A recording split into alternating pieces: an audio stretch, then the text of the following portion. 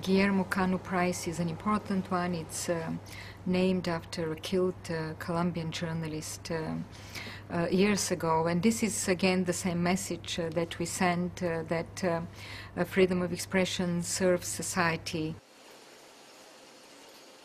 This year I have accepted and endorsed the recommendation of the independent jury that the prize will go to an Iranian journalist, Ahmad Zeidabadi, who was jailed after the last elections in Iran.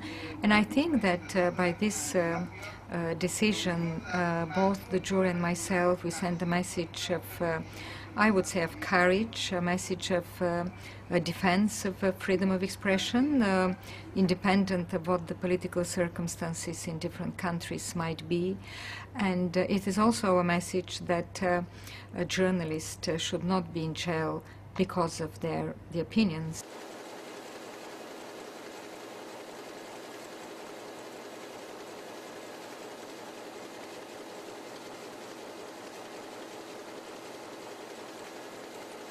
This year we have a particular reason to celebrate it. It's 20 years since the adoption of the declaration, respective declaration on the freedom of expression in Windhoek.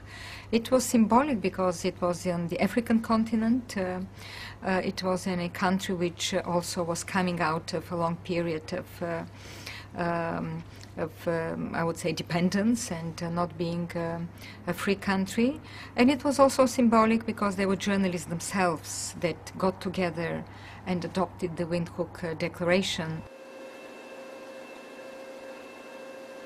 Only last year we have seen 60 journalists almost be killed, and most of them are not journalists who are killed on some big conflict on the battleground, as we say, but most of them are local journalists who denounce corruption, or who denounce some practice or trafficking or some illegal activities.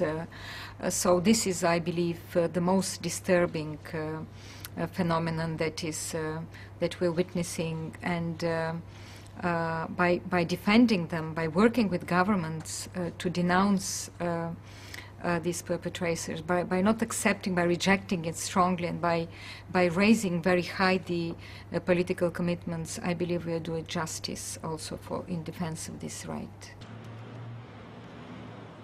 Press freedom is very important for UNESCO, first and foremost because we are the only United Nations agencies that has a specific mandate to defend the freedom of expression, freedom of media. We consider it's a basic human right. Every human being has the right to a freedom of expression.